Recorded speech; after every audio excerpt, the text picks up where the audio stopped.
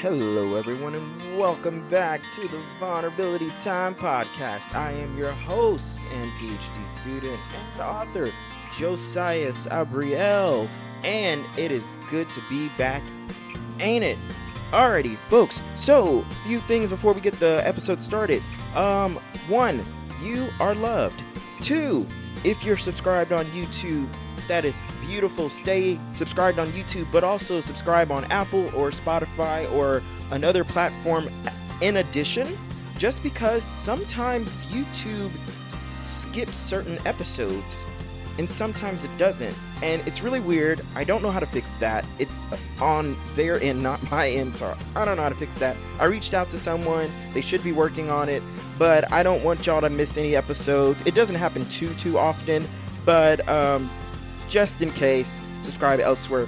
Last and third thing is go ahead and go on Spotify and Apple or YouTube and share the podcast and leave a review. Leave a 5-star review on Apple Podcasts if you can. It helps the algorithm, and just know that when you folks help the algorithm, you're also helping heal someone's life, save someone's life, encourage someone's life, uplift someone, help someone feel loved, all because you help the algorithm. So thank you folks for doing that. And with that being said, folks, enjoy the episode. Alrighty, we love a pre-recorded intro. Okay, folks, so with us today we have Barb. And before we get to know Barb a little bit more, folks, today we'll be talking about building boundaries, internal safety, and boundaries. And what does that mean? What is that? Right? Alrighty, so Barb, let us know a little bit about you. Tell us something more, some things about you. Let's get to know you. Okay, well, usually what people are most interested in is hearing my story of how I got to be where I am right now. So I want to go back to 2015. I was age 52, working full-time at Yale University, and I hit a codependent bottom. Mm, And in case people don't know what that means, welcome to the club. I didn't know what it meant either, even though I had been in therapy since I was 15. I had read a gajillion self-help books. I had done like workshops and workbooks and seminars and spiritual groups and blah, blah, blah, blah, blah. And I was like, what is this word, codependent? mm, And so essentially, a codependent person is someone who is so focused on everyone and everything outside of themselves that they tend to really just ignore and neglect themselves. So a classic codependent is someone who's in a relationship with an addict or an alcoholic, but that doesn't have to be the case. And so we neglect ourselves because we're so focused externally that we're just not even paying attention. And then when we do pay attention internally, we feel guilty about it, like there's something wrong with us. We're doing something wrong. So I think of it like this, Josias. It was like, what does he need? What does she need? What do they need? What does the situation need? What does the cause need? What are they thinking? What are they thinking about me? And then we do a ton of mental and emotional labor on trying to fix other people's problems or do like range scenarios in our heads and stuff like that. So that was me. And I remember okay, so let me tell you how that happened. mm, So I had just recently started volunteering on a leadership position on a project at church to serve homeless people. And right around that time, this homeless guy named Dan started coming to my church. And he and I became very friendly. And it was like, oh, like God has brought me a homeless person so that I can really understand the plight of homeless people from the perspective of an actual homeless person. So that when I'm serving homeless people, I'm serving homeless people, not quote the homeless. And it just felt like so mm, good. And also he was actually very, very helpful in that respect. So 2-3 months into my friendship with him, we had this massive snowstorm here in New Haven, Connecticut. And so I invited Dan to stay at my home during the mm, snowstorm, which I now know that's not normal mm, to invite a homeless person to stay at your home because he never stayed in shelters. He hated them. I can't imagine anybody likes them, but mm, you can't do that in a massive snowstorm. So of course he said yes. And so he came and stayed at my place, and then another time and another time. And within a few weeks, Josias, he was practically living with me, and I soon felt trapped in my own home. This guy fucked with my head in a way I had never experienced. So he was an admitted alcoholic and drug addict. When I look back now, I'm like, I think he had a personality disorder, because that was just like way out of bounds. And so one day I'm talking about Dan in therapy, and in the middle of a sentence, Josias, I go, oh my God, do you think I need to go to Al-Anon? And my therapist was like, yes. So just in case people don't know about Al-Anon, it's a 12-step recovery program for the loved ones of alcoholics. And so let me just take a minute to talk about what 12-step recovery is. So most people have probably heard of Alcoholics Anonymous. So Alcoholics Anonymous was the first 12-step recovery program ever created in the United States in the 1930s. And it was the first time in history that droves and droves and droves of alcoholics got and stayed sober, and it was documented. And the second 12-step recovery program ever created was the Al-Anon program. It's called the Al-Anon Family Program for the loved ones of alcoholics. And so people might wonder, why do the loved ones of alcoholics need a program of recovery? And here's why. Because the things we sort of naturally try to do when we have a loved one who's an alcoholic is we try to get them to stop drinking, to go to rehab, to go to detox, to go to meetings. And so we make all of our behavior about them and trying to control them. And so we end up being controlling and neglecting ourselves. And then we get filled with resentment about them because they're draining us and they're not doing what we want. And then they get resentful of us because they feel controlled because they're being, the person's trying to control them. And then they use their resentment against you as an excuse to drink more, and then the cycle continues. So I had heard about Al-Anon, and so I went home, and whatever I put into Google, Josias, the word codependent came up, and I was like, what? And so I started going to Codependence Anonymous, and very quickly felt a sense of relief. And like in 2 to 3 weeks, and I think the relief was to know, like, there's a thing that describes me. I'm not the only one. Other people have it. There's a program of recovery. And not that long into it, I remember saying to somebody, I think I need to be reparented. But I don't know where I got that term from. I think I thought I made it up. Maybe I heard it somewhere. And then 6 weeks into going to CODA, which is like the abbreviated name of Codependence Anonymous, I went to go visit some friends in Cape Cod, one of whom had been in AA, Alcoholics Anonymous, for over 10 years at that point. And she had many times just raved about how like massively like turned around her life had gotten from AA. And so I was like, you're going to love this. I'm going to Codependence Anonymous. And she was like, oh, great. Let's see if we can find a CODA meeting and we'll go together. And she couldn't, but she found an ACA meeting, which I knew of as ACOA, Adult Children of Alcoholics. Didn't think I qualified, but I knew that she did because her dad was an alcoholic. And so I was like, I'll go for you. I've since learned it's actually called Adult Children of Alcoholics and Dysfunctional Families. Now that I qualify for. Mm-hmm. So we walk into the meeting, and in the opening reading, they say, we reparent ourselves. And I was like, what? This is a thing? And then they read the list of the 14 traits of an adult child, which is affectionately called the laundry list. Now, my friend tells me I sobbed the whole meeting. I don't remember that, but I do remember buying the literature, coming home to New Haven, Connecticut, going to an ACA meeting immediately. About 3 or 4 weeks later, a women's ACA meeting started also in New Haven. I started going to that. I still go to that. And then a few weeks later, I started working with 3 other women to go through the ACA 12-step workbook. And about a year into that journey, I decided to let go of CODA because it was maybe a 75% fit and ACA was 100% fit. And one of the women in my step group had started talking about her relationship with food. And then she started going to Overeaters Anonymous. And I was like, oh my God, I'm a compulsive overeater. I didn't even know that that was a thing. So I'm now down over 100 pounds from my top weight. So for me, Josias, the 12 steps are where it's at. And I'm sure we'll talk about like all the ways in which my life has been turned around because of the 12 steps of recovery. And especially for me, because my core wound is codependence. And learning how to build healthy boundaries is essentially the antidote to codependence. I think for me, I learned to build boundaries kind of as a byproduct of the 12 steps. It's not like someone sat me down and was like, do this. But once I got a handle on boundaries and they changed everything, I started doing more research about them.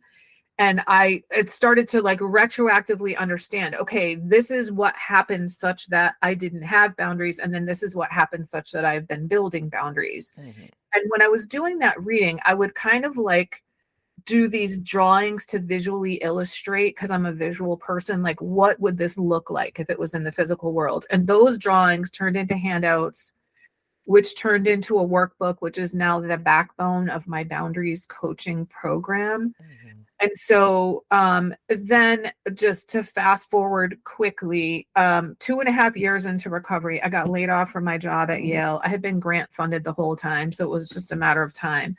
And I found my way into the world of startups, innovation, and entrepreneurship in New Haven and at Yale. And I decided to start my own coaching and consulting business. And initially, I was just sort of like generally life coaching.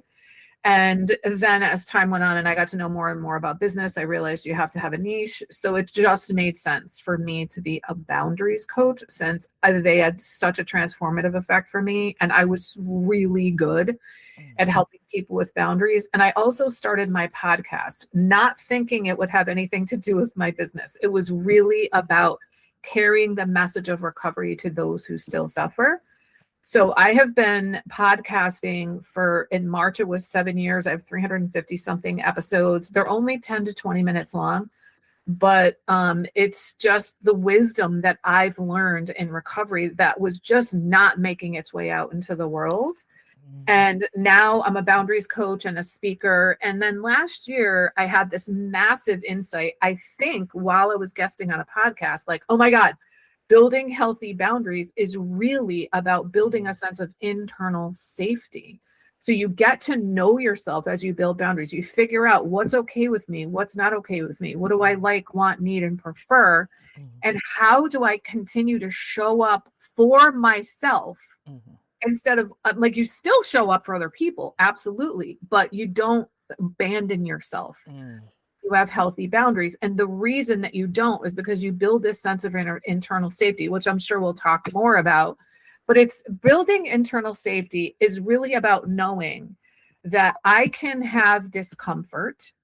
I can have someone be upset with me, and it doesn't mean that I abandon myself. It doesn't mean that I pull back on the boundary. It doesn't mean that I go into a loop spiral. And if I do go into a loop spiral, I mean, excuse me, like a guilt loop, it doesn't mean that I take that to mean, oh, you've done something wrong, Barb, and you need to change this. I realize guilt is a signal. I've been abandoning myself for a long time, and I get to stop doing that. So that is the like super quick, fast version of 11 years compressed into, I think, 11 minutes. 11. Oh, so I have some questions. Oh, good. That was fabulously shared. But I do want to mention, folks, Barb is also a fellow sociologist. Oh, that's right. Barb is a fellow sociologist. For those Yes. who are new, I'm currently a PhD of sociology student Nice. / sociologist, and Barb is also a sociologist. That's great. Yeah, I have a bachelor's and a master's in sociology. And I Yes. can't, it's hard for me to understand that I become a sociologist because of the way that I think, or do I think the way that I think because I became a sociologist? Who knows? I don't really know.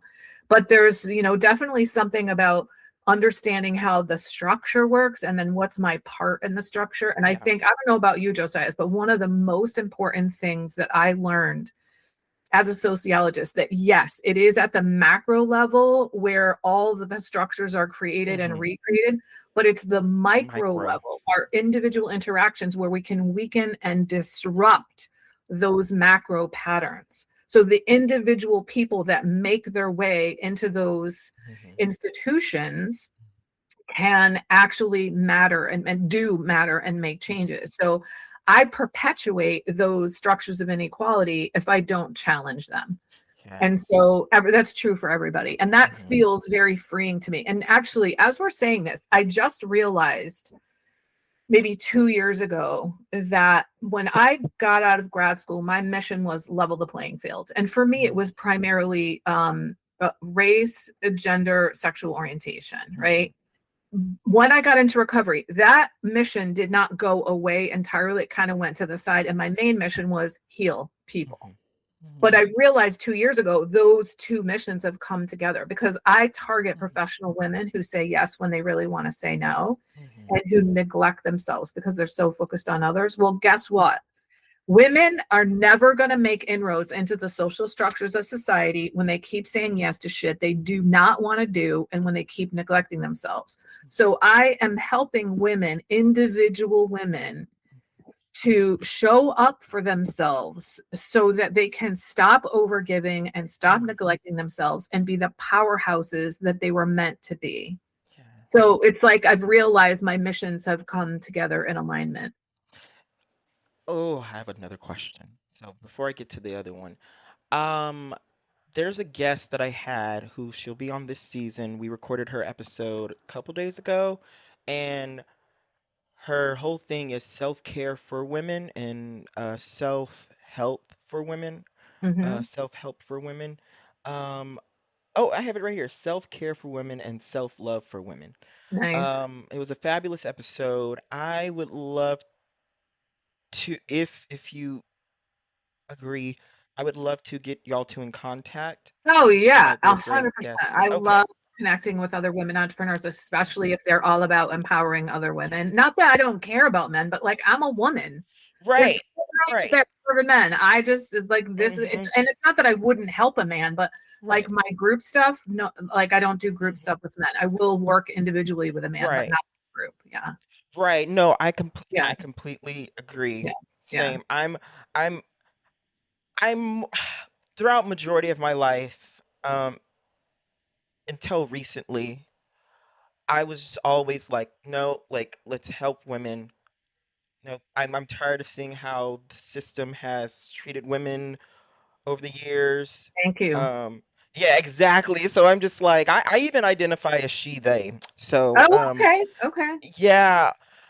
Um, and then sociology, because of my research, I now have a focus on women and other sexual gender minorities. Okay. So, So like basically, trans and non-binary yeah. folks and stuff. Okay. Yep. Yep. Yep. Yeah. Exactly. And Great. not saying that like, oh, I don't want to help men. It's just that like I see such a gap, Yeah. Well, when it comes patriarchy's been to alive and well for a very long time, as has white racism and classism and ableism and all that other yeah. heterosexism, all the isms, they've been alive Yeah. and well for a long time. Hmm. So there's plenty of resources for those folks. Exactly. So and that's what I'm saying. So it's like that's why my focus went so much and goes so much towards women because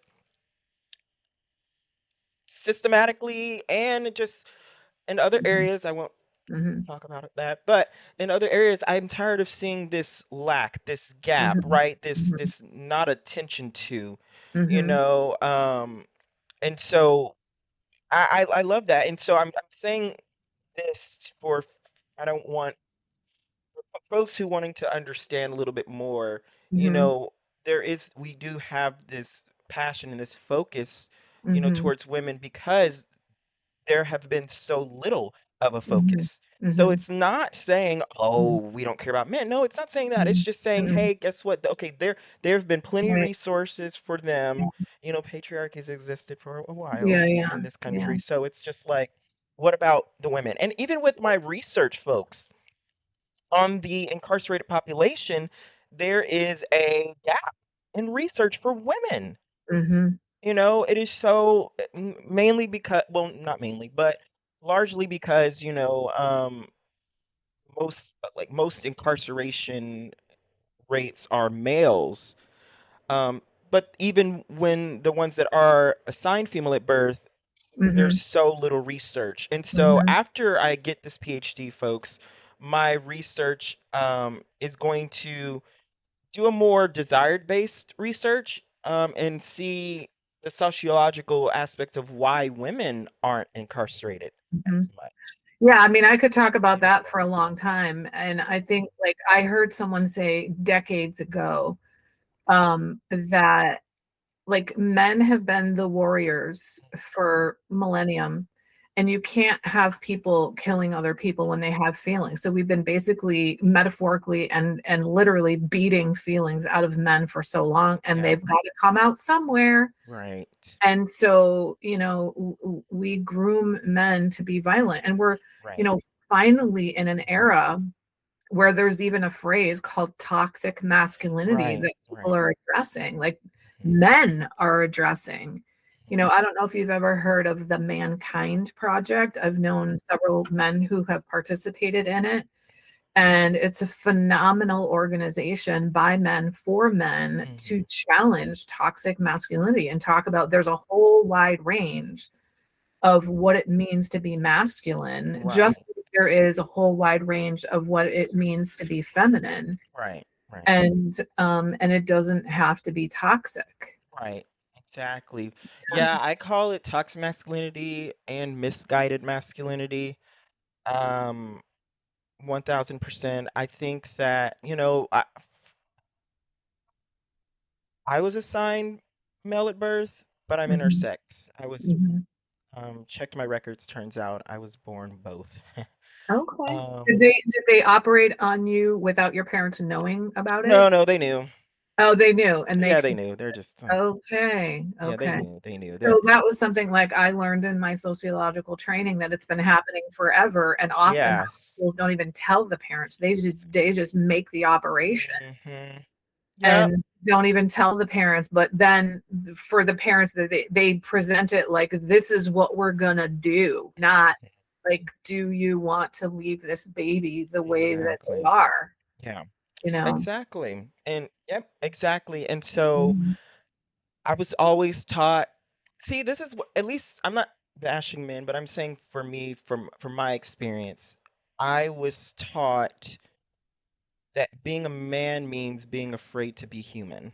Mm, So be a man, be a man, be everything but human. 'Cause yeah, humans have feelings, so human has sad. emotions, humans are complex. Yeah. Humans, yeah, humans, Mhm. you know, yeah. So that's kind of what I saw over and over Mhm. and over. Mhm. Clearly, it didn't stick with me at Mhm. all. I was always around women, and Mhm. it's been so life-saving for Good. me. But yes. Okay. Oh, so I had a question. So first, you said something so wise. It was you can be there for others and not abandon yourself. Mhm. Mhm. And I'm assuming those, at least in my life, can, you know, look different. Like I might have to say no more in one season of Mhm. my life, depending on, what I'm going through Yeah, and what's on my plate. And, yeah, just because if I want to say no, I right. don't want to go But to a crowded yeah, event. but boundaries are way more than saying no, and That's what I there's was going to way get to. right. Yeah, and there's way Yeah, more ways to abandon yourself than to not say no when you want right. to. That's what And I was going to so get to. If you could okay. please expand Yeah, on that a absolutely. little bit more. Yeah, absolutely. So I wanna start by giving myself as an example. So before I got into recovery, at that point, I had volunteered for some 13 different nonprofit organizations. So obviously, I had a reputation of being a volunteer, and people always asked me to do stuff, and I always said yes, of course. And sometimes I volunteered for things I didn't want to. So I thought of myself as a volunteeraholic. Well, what's interesting now, Josias, is in terms of number of hours per week, I now give more community service than I ever did when I was a volunteeraholic, but I do it by choice Mhm. rather than out of some compulsion or some sense of obligation. I do it strategically rather than at the drop of a hat. I don't just say yes to everything. And I do it after filling my cup first. Mhm. So I've heard Ashley Kirkwood wrote the book Speak Your Way to Cash. She's amazing. And she says, you can't pour from an empty cup. I mean, we know that. She says, you want to pour from the overflow. Well, the only way you can pour from the overflow is if you fill your cup first. But the problem is we have this narrative that it is somehow selfish to put yourself first. And so women buy that hook, line, and sinker. It's like an epithet. I had a client one time who said, I'd rather be called a whore than selfish. Right. Like that, like what the fuck is going on in our society that a woman would rather be called a whore than selfish? So it's, if you want to put a woman in her place, I don't think, like, I've never heard a man have any objections to being called selfish, right? So we have to overcome that narrative. You are abandoning yourself when you continually tell yourself you're being selfish by doing things that energize you. When I say I fill my cup first, I don't just mean like getting a massage or taking a bubble bath. I mean the daily things that energize me, that bring me pleasure, that give me rest, that make me feel connected to other people. Yeah. And so when I was giving out of compulsion or out of some sense of obligation, that was me abandoning myself. When I was trying to pour from an empty cup, that was me abandoning myself.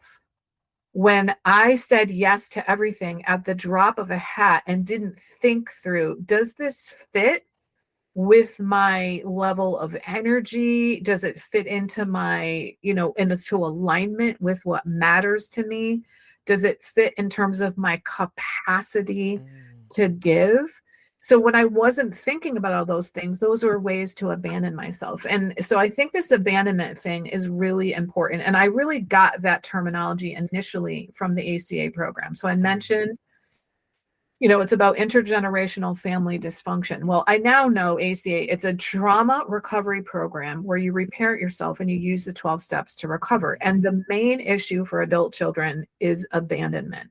So the thing we fear the most is abandonment, and it typically means emotional abandonment, but it can also mean physical abandonment. What's that program again? ACA, Adult Children of Alcoholics and Dysfunctional Families. If you go to adultchildren.org is where you will find out all about it. So the irony is one more time. What was the acronym? So it's ACA, but it's adultchildren.org is the website. Okay. And I can send that to you if you want, so you can put it in the show notes. But so we fear abandonment. And then the irony is the thing we do is abandon ourselves. And it's almost like we're like, oh, well, they're abandoning me, so I guess I should be abandoning me. Or that's what love feels like to me is abandonment. So I'm going to abandon myself. So what I did essentially, Josias, is because I was constantly abandoning myself, I built abandonment into every relationship I had, romantic relationship, colleague relationships, families, neighbors, volunteer associates, friends, you name it. So essentially, I wasn't even there in the relationship because you didn't get the full version of me because I was pretending shit was okay with me when it wasn't. And so that's like another form of abandoning myself. And so now that I don't, I show up as the fully energized, authentic, purposeful woman of Barb and Angle. Whereas before, I engaged in all kinds of substance use, and including the compulsive overeating. I smoked cigarettes secretly for 20 years. Except if I was out in public with friends who were drinking and smoking, then I would smoke with them. And I made it seem like that was all that I did. And then all the the ways that I neglected myself and the toxic relationships, those were ways that I abandoned myself. And I don't do that anymore because I'm grounded in me. So what I now know is that learning how to build healthy boundaries and stop abandoning myself helped me to create a sense of internal safety. So what that means is not I feel calm and soothed all the time. I feel calm and soothed way, way, way, way, way more often than I used to. It doesn't mean I don't ever get triggered, but it means I don't abandon myself when I get triggered. I don't use you being upset with me as a reason to punish myself or to back off on my values or my commitment to myself or whatever. It means when I start to feel guilty about something, I don't buy into that message of guilt as you've done something wrong, Barb, and you need to fix it. Because what I now know, it's like I had this identity of I'm a helper person. And so who am I if I'm not helping when someone asks me to help them? So I feel guilty because I'm not comporting with my identity. But when I break down what I thought of as I'm a helper person, I just did this last week with a client, as a matter of fact. So her identity as a helper person is I help people, but only those who will not help themselves. I help them to my own detriment and the detriment of my family. And I don't help me. So she had this really narrow definition of what it means to be a helper person. And like when you look at it logically, it makes no sense. But she never looked at it like that before. Now, this is an insight that she's gained, but it doesn't mean the switch is flipped and now she can all of a sudden start helping only people who help themselves and make sure she helps herself first. But it's the first, like you can't change something if you're not aware of it. So what we're working on is building the internal safety. And so a lot of it for me started with nervous system regulation. I've been saying for the last probably 4 years, my nervous system regulation is the highest priority for me. Didn't understand what that had to do with internal safety until I came up with this term internal safety, and it helped me retroactively understand a lot of the things that I do and that I teach. And so we like knowing just when you feel triggered inside, you do not have to power through that. You get to calm your nervous system down. Your nervous system is likely not really reacting to what's happening in the present. It's reacting to something in the past that the present thing is reminding you of. That's why your nervous system is on fire. You're not being attacked by a saber-toothed tiger. You're in an office building that has coffee makers and flush toilets. You know, you're not in the jungle, but we feel like I'm going to die. I know, like I would feel, even thinking about setting boundaries made me feel like I was going to die.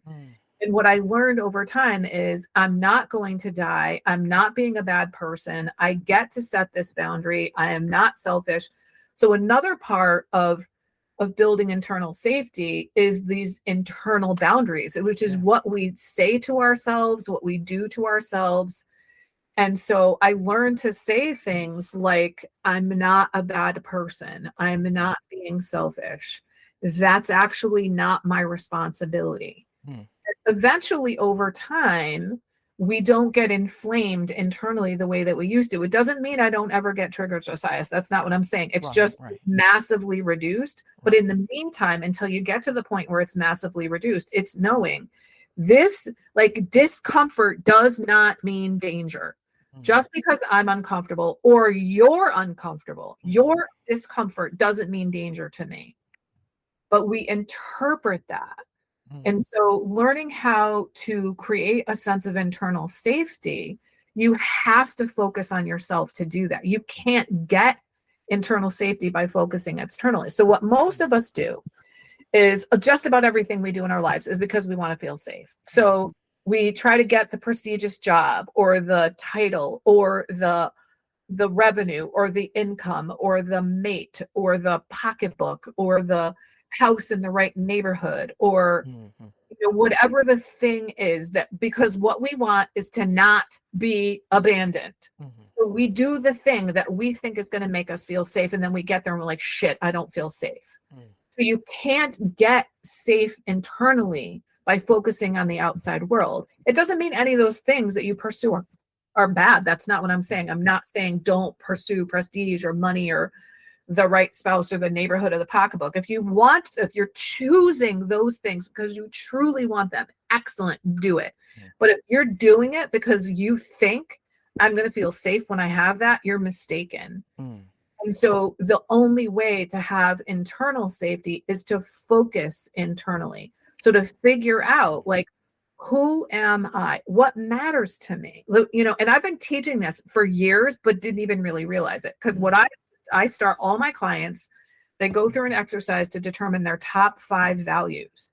And they use those values as anchors, as guideposts, as guardrails for when and where to make decisions in their life and when and where to set boundaries.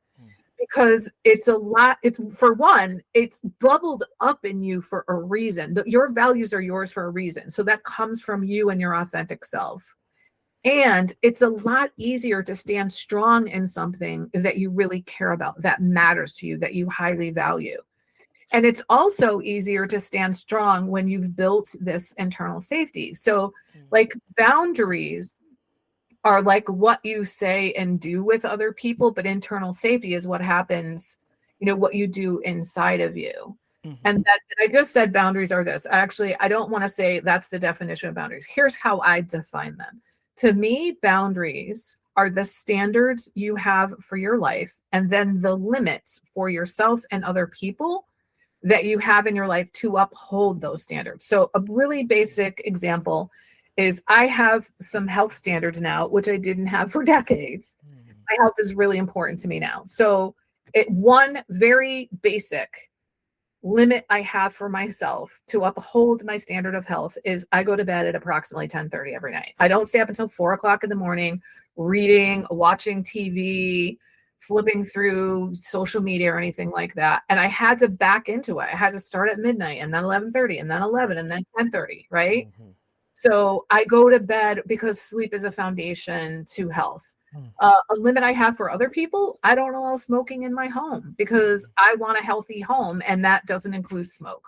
So those are two really, just common examples. I think most people can understand that with health. So it's standards you have for your life, and then the limits that you set for yourself and other people for how to uphold and support and promote those values. Wow. Powerful. Absolutely powerful. I did want to ask something. So a theme that I noticed as I was listening to you is you said over time, a lot of times. Mm-hmm. I know, at least for me, and I'm sure for many of us out there, um, if something is not perfected, something that's like really bothering us is not Mm-hmm. perfected or better by week Tomorrow? 3, month Yeah. 2, Yeah. tomorrow, Yeah. it can get discouraging. So, Mm-hmm. can Mm-hmm. you share with us um, the times, whether it was year 1, month 1, Mm-hmm. Mm-hmm. year 2, where there's still Mm-hmm. been those ups and downs, Yeah. and sharing us the importance of still keep going? Right. Yeah. Yeah. Yeah. So one of the most common sayings in 12-step recovery meetings is keep coming back. It works if you work it. So work it, you're worth it. But just keep coming back, keep coming back. So here's the thing. Like, it takes time to make change, and quitting doesn't speed it up. Right. So this is why gyms are full until mid-February and then they're empty the rest of the year, because people want the six-pack abs or whatever the fuck they want, and they want them right away, and they're not willing to do the work for it. So I think I want to answer your question by telling you about my number one tool of recovery, which I learned at the beginning, and it's been my number one since then, and it's learning how to pause. So this was my journey to learning how to pause, Josiah. So I learned pausing is a good idea. I'm like, excellent idea, love it. No idea how to do it. Just do not, because I've been a reactor, not an actor in my life, my whole life. It's like a sense of urgency at all times, get shit done. Like, that was me. So here's how it happened. I had this time where I was like, oh, that situation 3 weeks ago, I could have paused. Noted. And then a little while later, oh my God, that situation a week ago, Mhm. I could have paused. And I was like, oh, look at that. The window of time between when I could have paused and when I realized started closing, and I got excited. I'm like, oh my God, maybe I'm going to be able to know it like right before it happens. And then maybe I'll be able to actually pause. And that's what happened. But it's not like I learned how to pause and then I paused for the rest of my life. Nope. I learned to pause, and I did it once, and it worked, and it was great. And then I forgot, and then I didn't do it. And then I did it a time, and then I didn't, and I didn't, and then I did, and then I did, and then I didn't, and I did, and I did, and I did. And eventually I have a built-in pause. And so one of my earliest podcast episodes is on pausing, and I essentially tell you about that. And so it's one of my most downloaded episodes. And it's not just because pausing is so, so important. Mhm. It's because that description that method I just told you that I went through, that process, that's human change. That is how it works.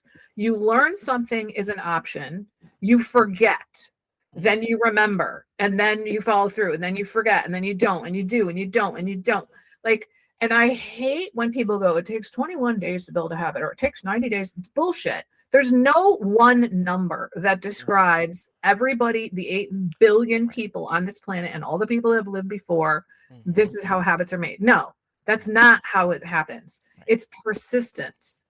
It's, one day at a time. This is another reason why we say one day at a time. And, when you were talking about, we want it to be like, people want healing now. Like, I'm in pain now. I want healing now. Well, it doesn't work that way. The pain didn't develop, overnight, and it's not going to go away. But luckily, as I mentioned, I was 52 when I got into recovery. I had some very long, well-established, decades-long dysfunctional patterns of behavior.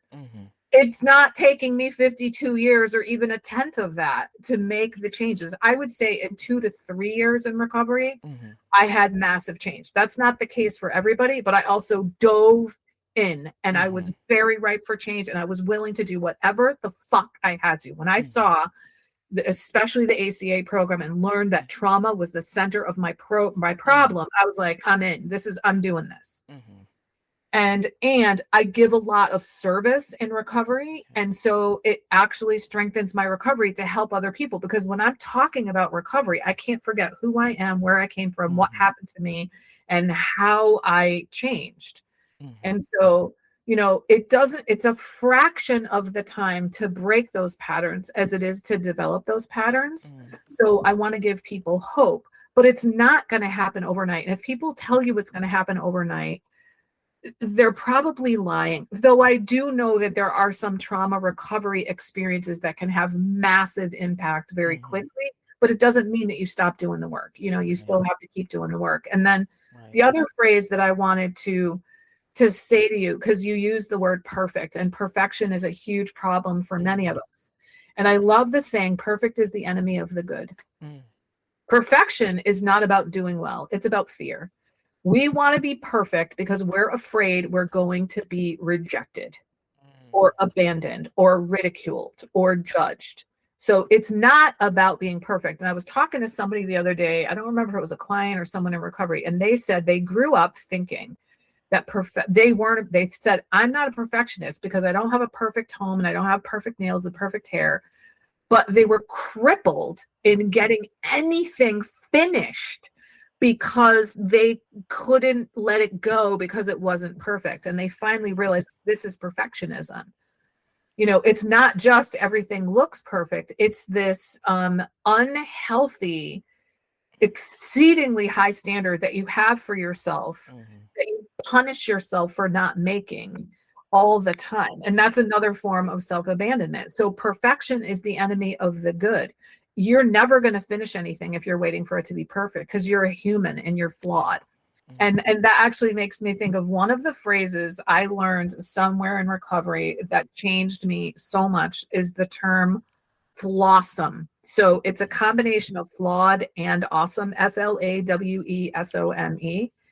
And when I heard that, Josias, it was like it broke my black and white thinking. I was like, because I grew up internalizing the idea I am not supposed to have flaws, and if I have them, I goddamn well better hide them from people.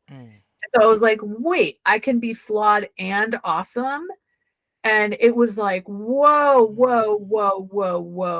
wait a minute. And I started learning that of course I have flaws. I did know that, but I was trying to hide them. And I started learning that I could actually share my flaws with other people, and then they would share their flaws with me. And that's called vulnerability. And that is what is required for any kind of intimacy, whether we're talking romantic or platonic, it doesn't matter.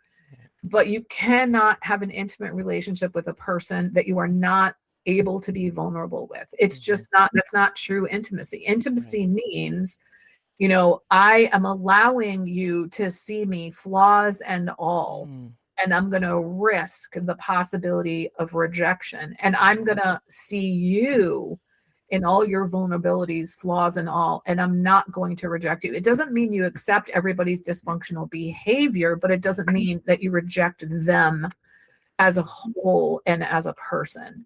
And speaking of vulnerability and authenticity and intimacy, this is also what boundaries are about. Like, you learn Mm-hmm. who you are as you build boundaries. When I work with people, they're like, I don't know what my boundaries are. And I'm like, of course you don't, because you don't know who you are. If you've been a chameleon your entire life, Mm-hmm.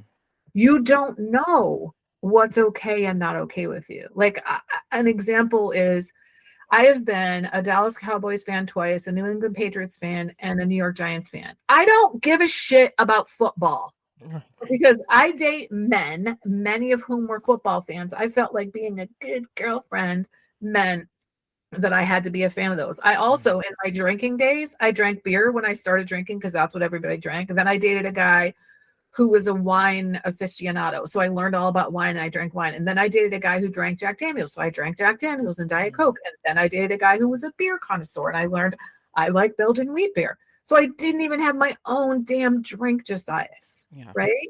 Mm-hmm. So now I don't drink at all. I'm clean and sober from all drugs and alcohol and all that kind of stuff and sugar and everything like that.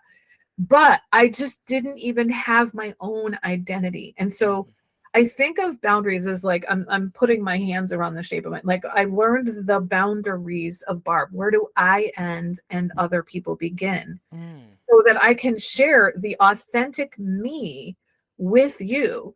And the reality is, there will be some people when you become more authentic that you will lose. And hopefully you won't lose them in some kind of dramatic way. But what happens when those people fade away is they're out of the way, those Mm-hmm. inauthentic relationships. Yes. The people who are really your people can now find you. They can now get to you It's because true. they're not blocked by people who are not your authentic people. So I lost friends when I got into recovery because I found that my codependence was everywhere. It wasn't just in romantic Mm-hmm. relationships, it was everywhere. Right. Right. So in all of my friendships, I did all the work. I did all the arranging. I made the phone calls. I sent the emails. I sent the text messages. I set up the calendar, blah, blah, blah, blah. I did all that stuff. And so when I didn't know, and then I would complain, not Mm-hmm. to them, to everybody around them, Mm-hmm. to my other friends. I'd be like, that person never calls me back, blah, blah, blah, blah, blah, blah. And when I got into recovery, I started to realize, like, that's not normal. And you can Mm-hmm. have actual relationships with people where there's a mutuality in the friendship, where there's approximately over time a 50-50 ish Mm-hmm. sort of reciprocity of like who's connecting with who, you know? Beautiful.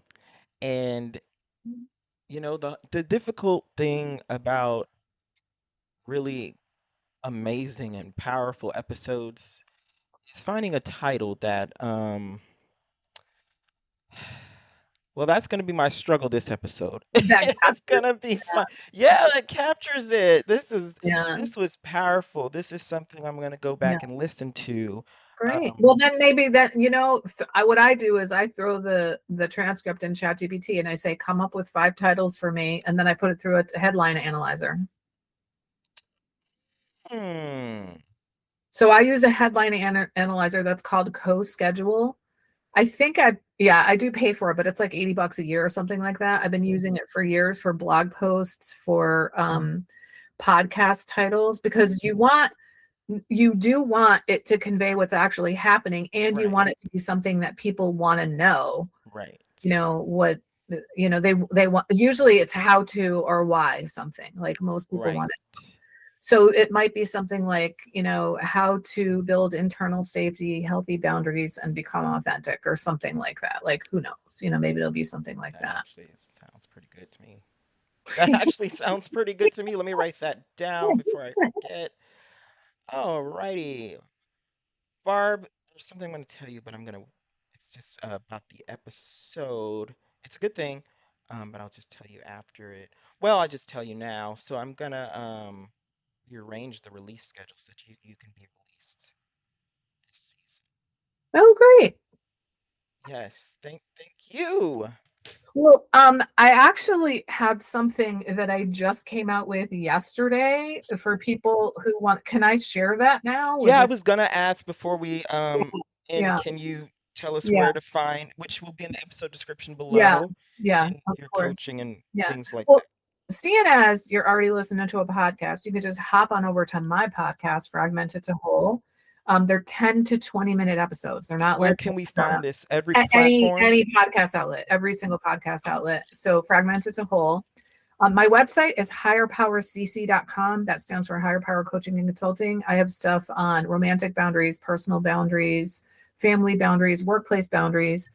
And then the course I just completed, that I just created, it's called Boundaries That Hold: How to Stop Overriding Yourself in Real Time. This is about building internal safety. So depending on when this comes out, so today is June 9th, 2026.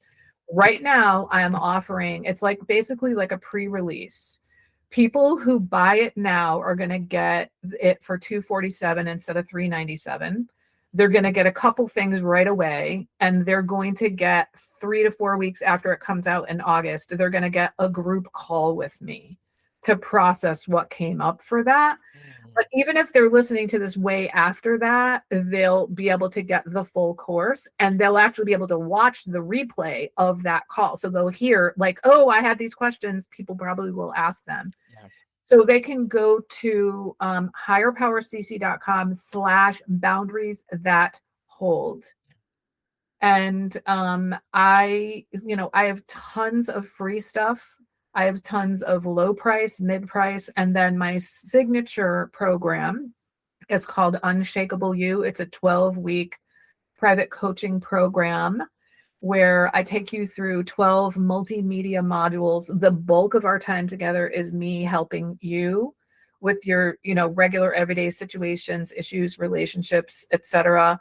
And you also get through Telegram Messenger, like having a coach in your pocket. You can text me and voice memo me anytime, and I tend to respond right away. And most people find that's one of the most valuable aspects, because it's in the moment when their boundaries are trying to collapse that they need someone, and I can almost always be there for them right away. And I would say the longest it's ever taken me to get back to somebody was maybe 5 hours once. It's normally often in minutes, because I allow notifications on my phone and on my computer for Telegram, and because I want to be there for people, because I wish someone was there for me in that way. So I have all kinds of ways that you could work with me or learn from me, regardless of what your financial situation is. Beautiful. And Barb, you'll send me this information, right? Sure. Yeah, Okay, send me. absolutely. So, and what I'm gonna do is I'm going to put it in the episode description below, folks, so you can just if you're like me and you misspell things all the time, you can just Click on click the on link. the link and it'll take you to there. Can you also send me on Podmatch? Can you also send me um the adultchildren.org? Yeah, yeah. And I'll send you the headline analyzer too. Oh, thank you so Yeah. much. Okay, great. Well, this has been a powerful episode. I'm speechless in a great way. Oh, Um, good. Yay. really am like there's I don't know, it was just powerful. Maybe you should have me come back sometime, Josiah, so we You can know, talk more. I am doing an all-star season Okay. in like 3 seasons from now. You and Pam, the lady that I'm Okay. gonna put you in contact with. Okay. Great. I already have it in my um alrighty, folks, well, if no one has told you that you are lovable today, allow me to be the first and allow Oh, yourself to be the second, folks. You are lovable. Barb, you are lovable. thank you. Um, So are you. and folks, I will see y'all. Thank you, Barb. I received it. Y'all know I truly mean that. I will see y'all next episode for whatever that will be.